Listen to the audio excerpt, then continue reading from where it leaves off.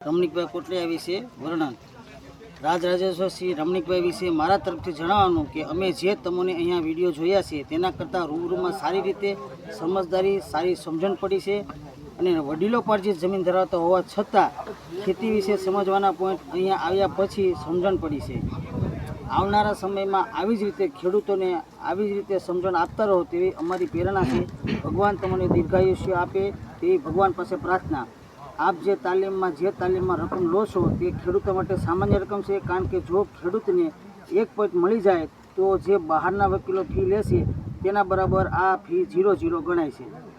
આપ જે ફી લો છો આપની બુદ્ધિ જે અમોને 3 દિવસ ભાડા પેટે આપો છો એમ સમજ્યું, પરંતુ આપને જે ભગવાન બુદ્ધિ આપી છે તેમાં સૌમાં ઉપરમાં મન, બુદ્ધિના 2 કામ હોય છે. બુદ્ધિ નિર્ણયો કરે છે અને ઇન્દ્રિયોને કાબૂમાં રાખે છે.